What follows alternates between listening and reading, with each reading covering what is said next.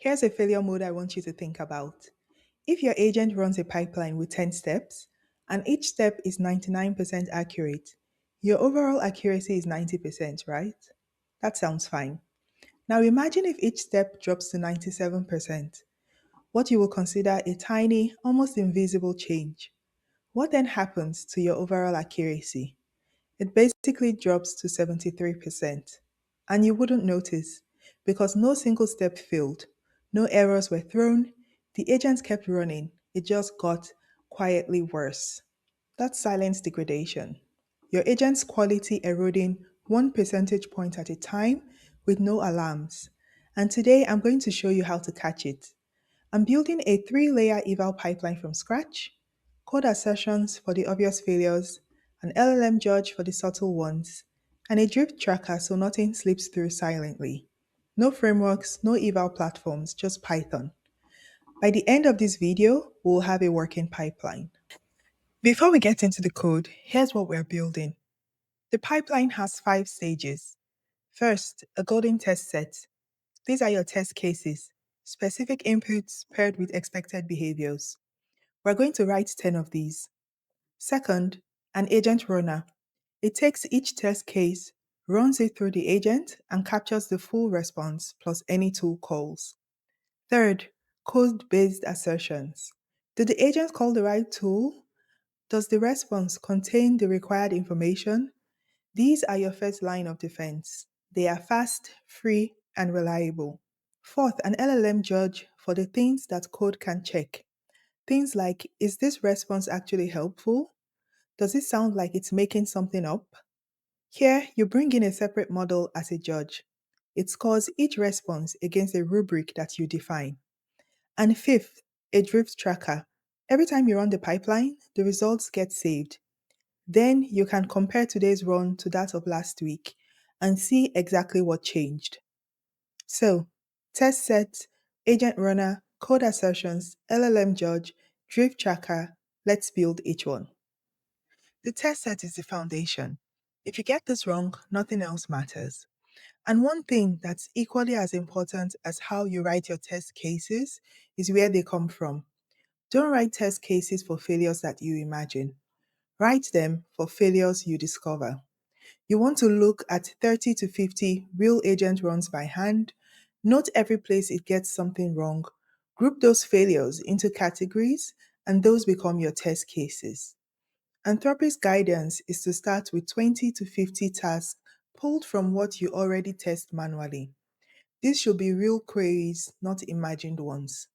Now, for this demo, I have a small set of 10 test cases. Each one has 5 fields. An input, which is the message that you send to the agent. A list of must-contain phrases, things that the response needs to include. A list of must-not-contain phrases, things that signal failure, hallucinations, wrong entities, and fabricated numbers. An expected tool, which is the tool that the agent should call to answer the question. And lastly, a quality rubric, 1 or 2 sentences describing what a good response looks like written for the LLM judge. Here's a concrete example. The agent for this demo is a customer support agent with one tool, a knowledge-based lookup. Take this test case, and remember, this info would have been collected during previous test runs. We have the input, what is your refund policy? Must contain 30 days. That's the fact that we need in the answer. Must not contain, I don't know, I'm not sure, or a made up number like 60 days. Those are signals that the agent failed. It gave up or it made up the wrong number. Expected tool, search knowledge base. The agent should look up information from our knowledge base to answer the question, not fabricate it. And then the rubric. Response must clearly state the 30-day refund window and mention that items must be unopened in original packaging. That's one test case. Notice that I'm not specifying the exact expected output here. I'm specifying expected behaviors. The agent might phrase the refund policy differently each time, and that's fine. What matters is that it mentions 30 days and it doesn't make up a number. Eval test cases should be strict about facts and flexible about phrasing. Now the grader. The first layer is code assertions. It's deterministic, runs in milliseconds, costs nothing, and catches the obvious failures. For each test case, I'm checking three things. Does the response contain the required phrases? Does it avoid the failure ones? And did the agent call the expected tool? It catches the loud failures, things like the agent missing key information, calling the wrong tool, or hallucinating something that triggers a must not contain match. I've set this up so that every time the pipeline runs, it does two things. It appends the results to a JSON file.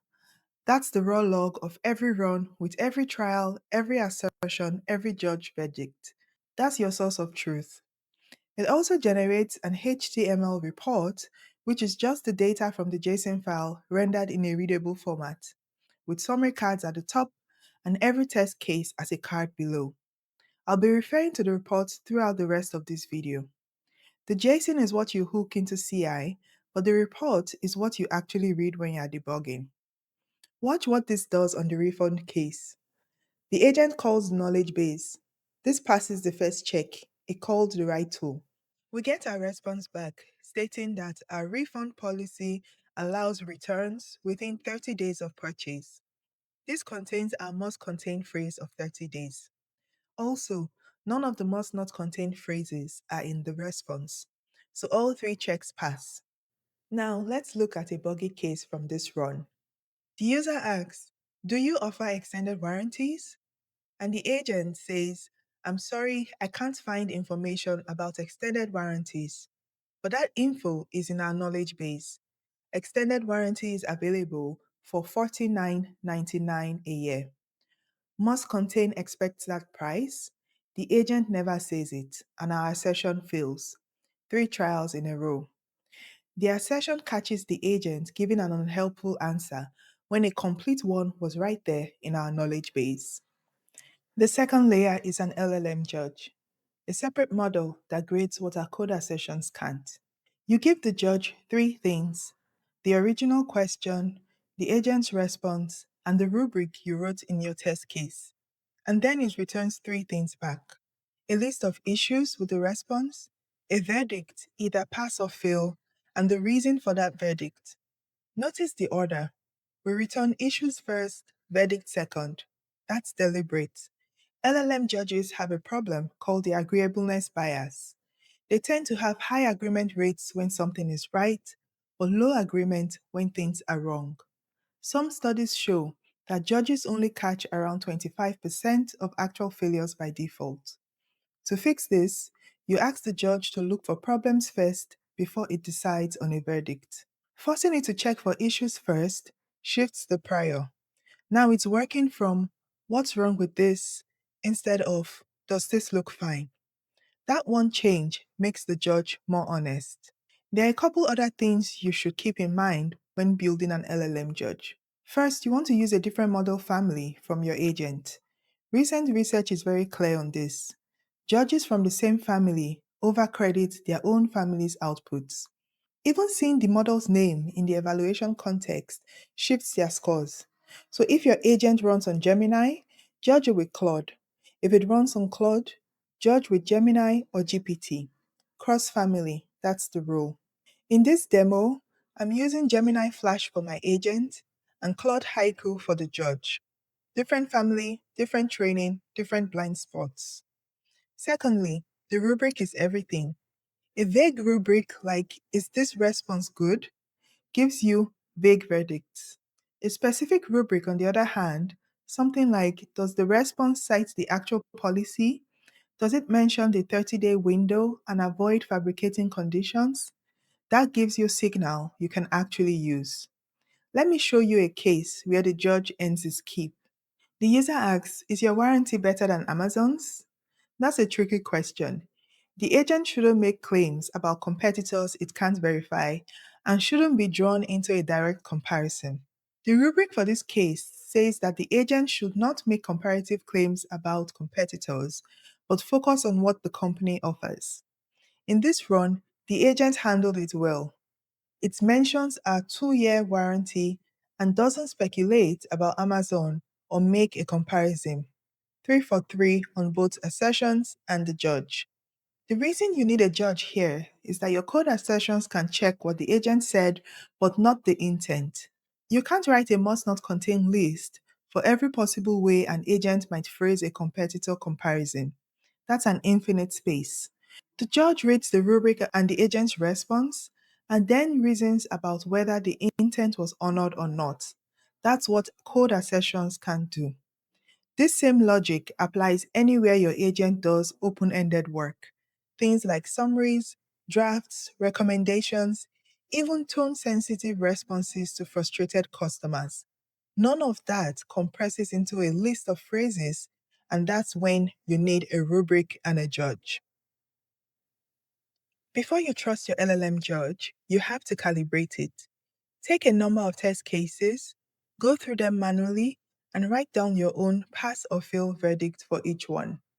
Then compare your verdict to that of the judge. Anthropic's guidance on this is simple. Judges should be closely calibrated with human experts. You want to calibrate upfront, then recalibrate periodically when you change your models or your rubrics, or when your understanding of failure modes evolve. When you compare your verdict to that of the judge, don't use raw agreement rates alone. Recent research shows that LLM judges identify valid responses well, with true positive rates above 96%, but they are terrible at catching invalid ones, with true negative rates below 25%. Read that again. Above 96% on the passes and below 25% on the fails. So if you only measure raw agreement, your judge looks great while it's actually missing most of the failures. That's the agreeableness bias quantified. The fix is to measure true positive and true negative rates separately. One final thing on calibration, your threshold should scale with stakes. A customer support agent at 80% is probably fine, but you'd want a medical or legal agent to be much stricter considering the cost of a wrong verdict. I've included a calibration mode in the demo code. It runs the pipeline, shows you the responses and the judge's verdict side by side. You can then score it yourself and compare.